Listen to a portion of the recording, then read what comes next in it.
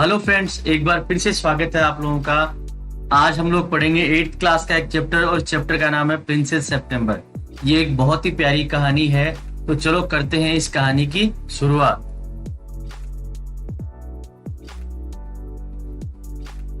ये कहानी है एक राजा और रानी की, जो सियाम के राजा और रानी थे और उनके बहुत सारी पुत्रियां थी। राजा और रानी को उनके नाम याद करने में बहुत ज्यादा दिक्कत होती थी, तो राजा ने सोचा कि उन्हें क्यों ना इस नाम से बुलाया जाए। जनवरी, फरवरी, मार्च और इसी प्रकार से अपनी भाषा में उन्होंने उनका नाम निकाल लिया और सबसे जो उनकी छोटी बेटी थी उसका नाम था सितंबर। तो उन्होंने अपनी भाषा में उन सारी राजकुमारियों का महीनों के नाम से नाम निकाल लिया। राजा जो थे उनकी एक बड़ी ही विशेष आदत थी। जब भी उनका जन्मदिन आता था, हर साल वो गिफ्ट लेने की बजाय अपने परिवारजनों को और अपने प्रियजनों को गिफ्ट दिया करते थे। और जैसे कि उनकी बेटियां जो थी वो उनको बहुत ज्यादा प्यारी थी, तो स्वाभाविक है कि इस दिन वो अपनी बेटियों को भी वो गिफ्ट देंगे। इस बार जब राजा का जन्मदिन आया तो राजा ने क्या किया, अपनी सारी बेटियों को एक सुनहरा पिंजरा दिया और उसमें एक प्यारा हरा सा तोता उन सब लोगों को गिफ्ट दे दिया। और जितनी भी राजकुमारियां थी वो बहुत खुश हुई। उन्होंने क्या किया, उसको लेके चली गई और उन तोतों को धीरे धीरे बोलना सिखा दिया। अब सारे तोते अलग अलग भाषा में कुछ शब्द कहने लगे। कुछ तोते कहने लगे भगवान हमारे राजा की रक्षा करे, और कुछ कहने लगे प्रीटी पोली, वो राजकुमारियों के बारे में कहने लगे राजकुमारियां बहुत सुंदर है।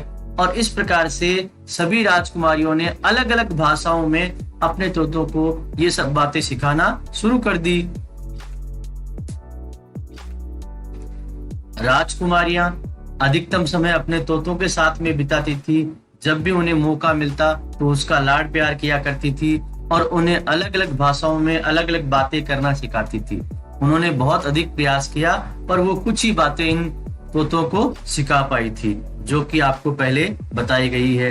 तोते जो हैं बार बार यही कहते हैं कि भगवान राजा की रक्षा करे, और प्रीटी पोली, पोली बहुत सुंदर है, राजकुमारियां बहुत सुंदर है, ऐसा ही वो बोलते थे। इसके अलावा कुछ भी वो नहीं कहते थे। एक दिन की बात है, सबसे छोटी जो राजकुमारी सितंबर है, उसने क्या देखा कि उसके पिंजरे में उसका जो तोता है वो मरा हुआ है। वो बहुत दुखी हुई, वो बहुत ज्यादा रोने लगी और जितनी भी नौकरानियां थी जो उसका ध्यान रखती थी वो भी उसे चुप नहीं करा सकी। उन्होंने सोचा कि अब क्या करें। वो राजा रानी के पास में गए और राजा रानी को कहा कि प्रिंसेस सितंबर का तोता मर चुका है, इसलिए वो बहुत ज्यादा रो रही है और वो कुछ भी नहीं कर रही है। तो राजा ने कहा ये तो बकवास बात है, एक तोते के मरने पे इतने रोना काहे का। उसे कह लो कि चुपचाप अपना खाना खाए और अपना काम करे, इसके लिए रोने की कोई जरूरत नहीं है।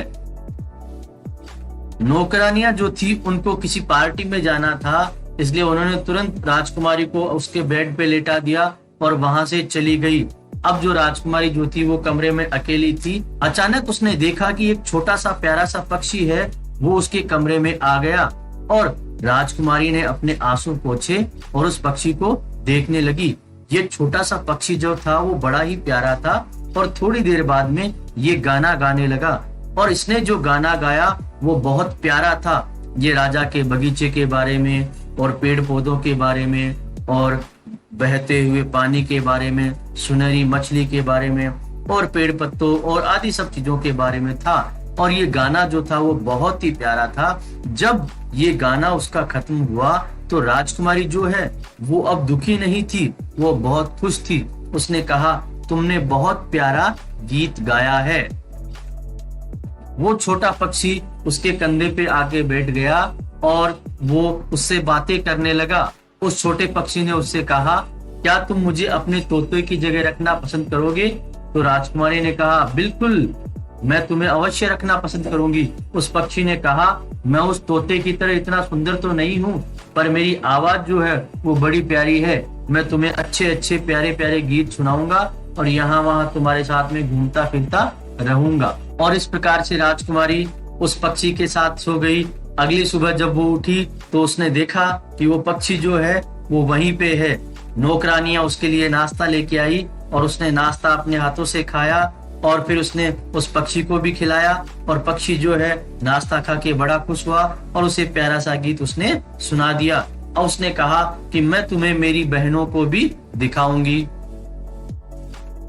राजकुमारी बहुत अधिक खुशी के साथ में अपनी बहनों के पास में गई और सारी बहनें उसे देख के बहुत ही चकित रह गई।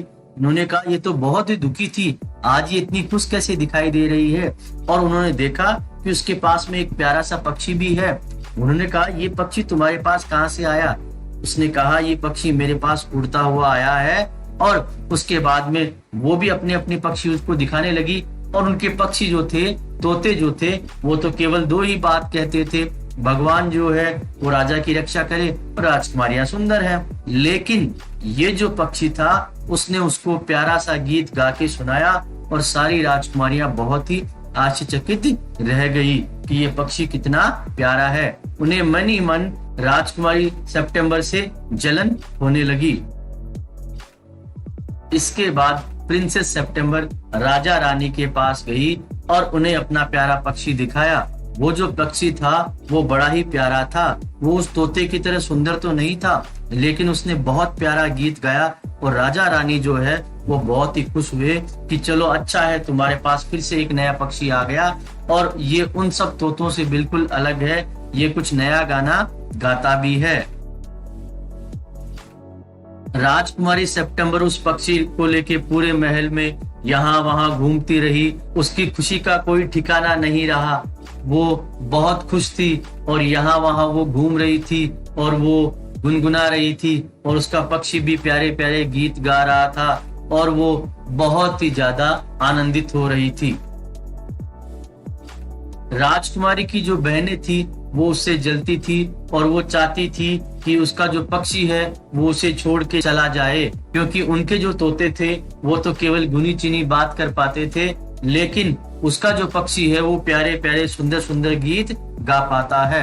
तो उन राजकुमारियों ने उसके पास जाके उसे कुछ कहना शुरू किया और उन्होंने उससे कहा कि क्या तुम्हें पता है तुम्हारा पक्षी जो है यूं ही खुला घूमता है, ये अच्छी बात नहीं है।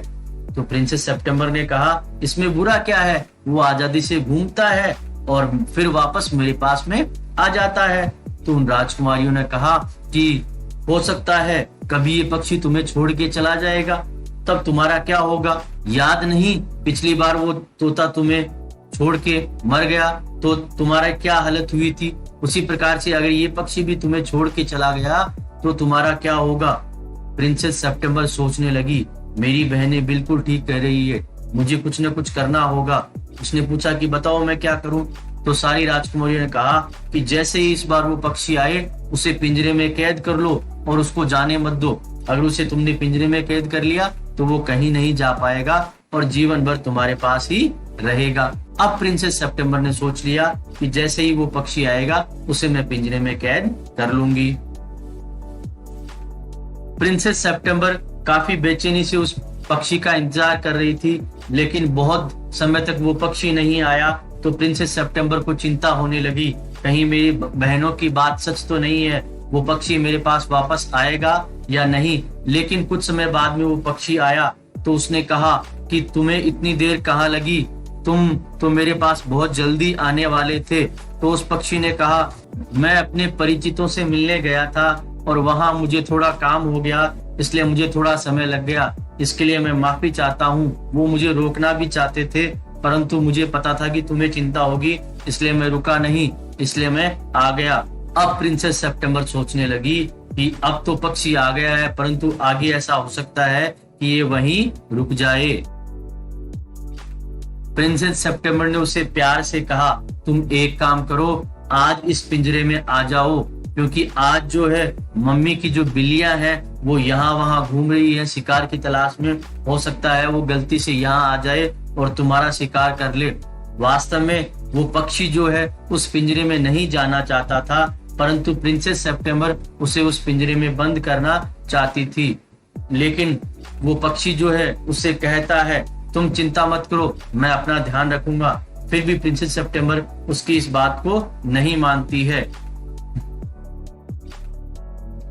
अंततः पक्षी ने उसकी बात को मान लिया। उसने कहा, कोई बात नहीं, अगर आज रात की ही बात है तो मैं इस पिंजरे में चला जाता हूँ, क्योंकि मैं तुमसे बहुत अधिक प्रेम करता हूँ और तुम्हारे लिए कुछ भी कर सकता हूँ। इस कारण आज मैं इस सुनहरे पिंजरे में चला जाता हूँ। कल तो तुम मुझे आजाद कर ही दोगी, इसलिए मुझे किसी प्रकार की परेशानी नहीं होगी। इस प्रकार से वो छोटा पक्षी उस पिंजरे में चला गया और प्रिंसेस सितंबर की जो चिंता है वो एक प्रकार से खत्म हो गई। अगली सुबह उस पक्षी ने प्रिंसेस सितंबर से कहा, तुम मुझे बाहर निकालो, मैं खुली हवा में घूमना चाहता हूँ और आजादी के साथ में गाना गाना चाहता हूँ। तो प्रिंसेस सितंबर ने उससे मना कर दिया। प्रिंसेस सितंबर ने कहा, अब मैं तुम्हें अंदर ही रखूंगी, तुम्हारा कोई भरोसा नहीं, तुम यहाँ से उड़ के चले जाओ और वापस नहीं आओ तो क्या होगा। उस पक्षी ने उसको समझाने का बहुत प्रयास किया, लेकिन प्रिंसेस सितंबर ने उसकी बात को बिल्कुल भी नहीं माना। और प्रिंसेस सितंबर जब उसके लिए खाना लेके आई तो उसने खाना भी नहीं खाया। इस प्रकार से उस पक्षी ने खाना पीना छोड़ दिया और धीरे धीरे वो बहुत ज्यादा बीमार होने लगा। प्रिंसेस सितंबर भी इसी कारण से दुखी होने लगी, लेकिन उसने निश्चय कर लिया था कि अब उसे पिंजरे से किसी भी हालत में बाहर नहीं निकालेगी। उस पक्षी ने उसे बहुत समझाया कि मुझे मेरी आजादी प्यारी है, मुझे आजाद कर दो, मैं तुम्हें छोड़ के कहीं नहीं जाऊंगा। परंतु प्रिंसेस सितंबर ने उसकी बात नहीं मानी और उसे पिंजरे में ही रखा। धीरे धीरे वो पंछी बेजान होता गया और उसने गाना और खाना पीना सब कुछ छोड़ दिया।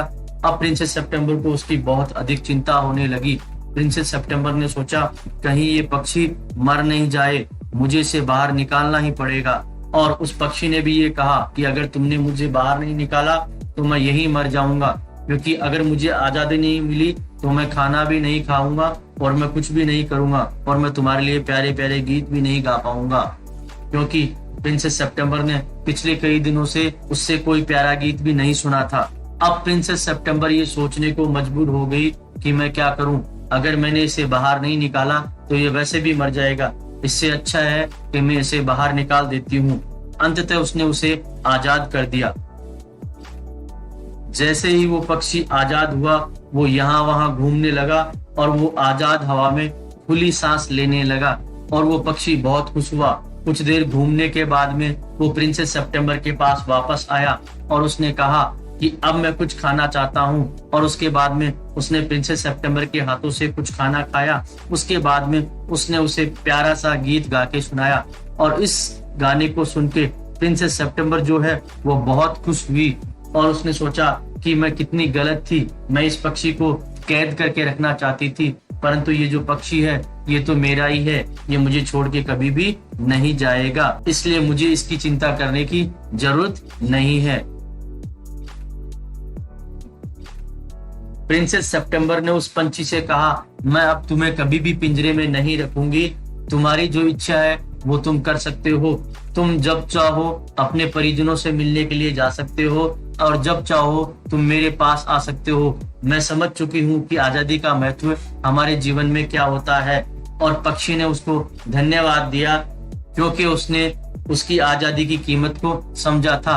अब जो पक्षी है जब चाहता तब अपने परिजनों से मिलने के लिए चला जाता और जब चाहता तब प्रिंसेस सितंबर के पास आ जाता और उसे प्यारे प्यारे गीत सुनाया करता था। दोस्तों वीडियो अच्छा लगे तो लाइक और शेयर जरूर करें, चैनल को सब्सक्राइब करना न भूलें। साथ ही साथ इस क्लास के जितने भी वीडियोज हैं वो नीचे डिस्क्रिप्शन बॉक्स में दिए हुए हैं, आप चाहें तो देख सकते हैं।